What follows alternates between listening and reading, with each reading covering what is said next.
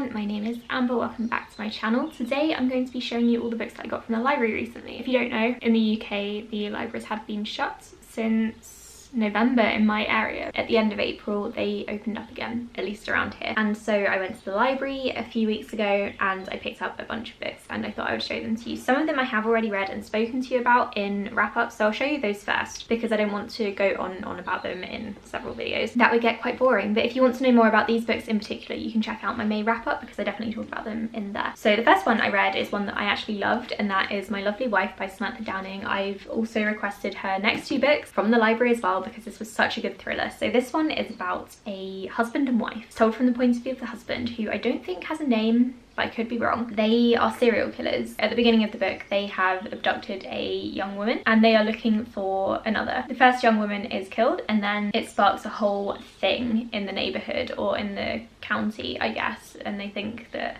there's a serial killer on the loose, which there is. So I really enjoyed this book. I loved the concept. This isn't really a review video, so I shouldn't go into too much detail, but I might do a full review on this next week. If you guys are interested in that, let me know in the comments below because I would love to talk about it. I really enjoyed this one and I would recommend it. Then we have Rich People Problems by Kevin Kwan. This is the third book in the Crazy Rich Asians series. I liked it, it was okay, but I am glad it's over because I feel like by the time this third book rolled around, he was starting to lose steam. And that's really disappointing because I loved the first two, but this one just did not hold up. And then I read The Death of Vivek Oji. This one is literary fiction set in Nigeria. It's about a man called Vivek Oji who dies in the beginning and then it flashes back to focus on the lead up to his death and what he has been going through. I liked this one. There was trigger warnings for incest, cousin incest, that I thought was entirely unnecessary and it kind of left a bad taste in my mouth. So I didn't love it, but I didn't hate it either. It was very enjoyable and I read it in a couple of hours. So onto the books that I have not read. The first three are ones that I got out of the library for Quill, my partner, because he doesn't have a library card and he wanted to read this book. So the first one is How to Think Like a Bat and 34 Other Really Interesting Uses of Philosophy. I have no idea what this is about, but the back says that it's how to awake as a giant insect, how to know that you exist, how to be free, how to know anything at all, how to look for ghosts. I imagine he picked this one up because it's to do with philosophy. I might give it a go if I'm in the mood for it. It looks like it's very easily consumable. It's one of those books. It might be something that I might enjoy if I have time to read it. And then I recommended he pick up And the Ocean Was Our Sky by Patrick Ness. Patrick Ness is one of my all-time favourite authors, or at least he was. I didn't really like his last book. I can't remember the name of it. This one is kind of Moby Dick, but not. I think it's about whales that hunt people, and it's also illustrated, which I love, and it has these really like simplistic black and white drawings but with bits of colour as well. Really speaks to me, and then slowly it gets more and more red. I assume that's blood. I do not know, I haven't read it yet, but I will at some point. And then he also picked up Illegal by the author of Artemis Fowl, it looks like. I don't know much about this one either. It says here that a boy called Ibo goes on an epic journey across the Sahara Desert, so maybe about a refugee. And then onto the books that I checked out for myself. I have an interesting selection here of all kinds of different genres, which is kind of like what my channel is really. So the first one is The Roanoke Girls by Amy Engel. This one is a thriller and it was super popular when it first came out. It was one of those books you would like really quickly, easily consume. So I don't think it's had much hype since. So the tagline says, everyone wants to be a Roanoke girl, you won't when you know the truth. I'm not going to read the whole back of the book because I don't do that for thrillers, but this one is short and I'm expecting it to be really fast paced. So by the time you're watching this video, because I'm recording it about a week or so in advance, I might have already read it and hopefully really enjoyed it as well. I also picked up Nine Fox Gambit because my friend Angela keeps recommending this one and I think it's time to pick it up. I've heard that it's a bit out there and strange and you have to kind of just give it the benefit of the doubt. I'm really not sure what it's about. I don't know if it's like full-on hard sci-fi or if it's space opera. It says here that it's full of battles and political intrigue, and that's what Anne Leckie said. Stephen Baxter also enjoyed it. So I'm gonna give this a go. I mainly picked this up from the library because it was on my wish list, but then I thought I saw it there. It had been sat in the library for a couple of weeks because I've been going back, and so I decided to pick it up and read it because no one else was. The next one I picked up was solely so that I could recap it on Recaptions. It's not one that I'm majorly interested in. It's one that got a lot of hype. I'll show you what it is. Black Leopard, Red Wolf. So this one is fantasy, I think, with some really grim, dark elements to it. I don't really know what it's about. I think it's about a detective, and I was definitely interested in it when it first came out, but I've since been kind of put off because of the reactions to some of the scenes in here. I think apparently, this is just from what I've gathered from, you know, tweets and things, Marlon James doesn't really write good female characters or treat his secondary female characters well. So I'm hesitant. I know that some people absolutely hate this book, but also some people say that it's a really good fantasy book, so I don't know. I'm looking forward to checking it out, I guess. I mainly picked it up so that I could recap it, and it's a huge book, so it's going to take me absolutely ages to read. It's almost 650 pages, so we will see. It says here that it's set in ancient Africa. I don't know if it's actually like set there or if it's a fantasy world based on ancient Africa, but either way, that's quite interesting to me. And I know that it's about a tracker who's called Tracker. He's looking for someone, I don't know, but yeah, maybe it'll be good. This next one that I picked up is a really short one, especially in comparison to that, and that is Exit West. So this one is a kind of portal fantasy, I think. So the main character is running away from someone, and he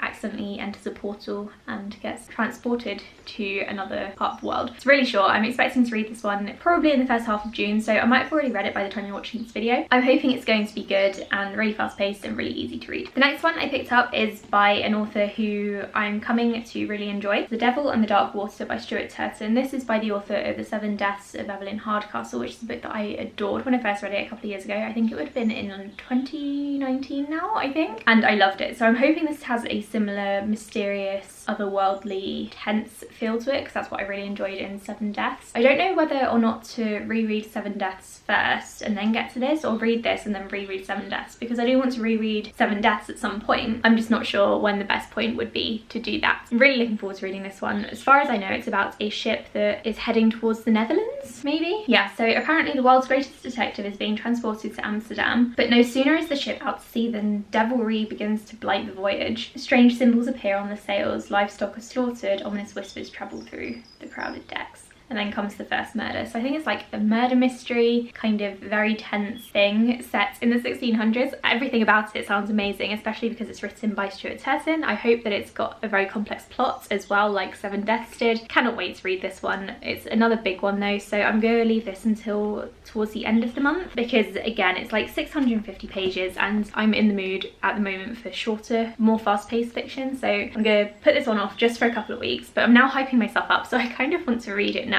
And then the last library book I think that I picked up was The Glass Hotel by Emily St. John Mandel. This is the author of Station 11. It says here that it's a captivating novel of money, beauty, crime and moral compromise in which a woman disappears from a container ship off the coast of Mauritania. I don't know how to pronounce that. Mauritania? So I think this is another one that's set in various locations, and then each event is kind of connected to one another, similarly to what she did with Station 11. I really enjoyed Station 11, but it's one of those books that I enjoyed more after I had finished it and after I sort of sat on it for a while and reflected on it. I think I gave it 3 stars when I first read it and reviewed it like immediately after finishing it. Thinking back about it, I think it's probably more of a 4-star book for me. I would probably have to reread it to confirm that, but yeah, it's one of those books that the longer it sits with you, the better it turns out to be. I'm expecting this one to be really gripping as well, and on the back people have said that it's haunting and atmospheric. This might be one that's probably best read in the winter, but we're well past winter now, so I'm gonna give it a go. I'm really looking forward to reading it. Again, this might be one that runs into July, because I'm not sure I'm gonna have time to get to it this month, but I'm so glad that I found it in the library anyway, because it might be kind of not quite something that I want to own and spend money on, but maybe it's going to be something that I still enjoy. I don't know what that sentence is, I'm confusing myself. So those are the books that I got from the library. Let me know if you think I should read any of these in particular, particularly obviously these fiction books rather than the graphic novels. In terms of what I'm most excited for, I think I'm probably going to start with Exit West, because it's the shortest one here, and like I said, I'm in the mood for some short, snappy fiction at the moment, just because I've been in a reading slump, or I was in a reading slump for the entirety of the last half of May. I just wasn't enjoying the books that I was reading. I was still getting through loads of books. I read 16 or 17 books in May, but I just wasn't loving any of them. I gave so many of them 2 or 3 stars because they were just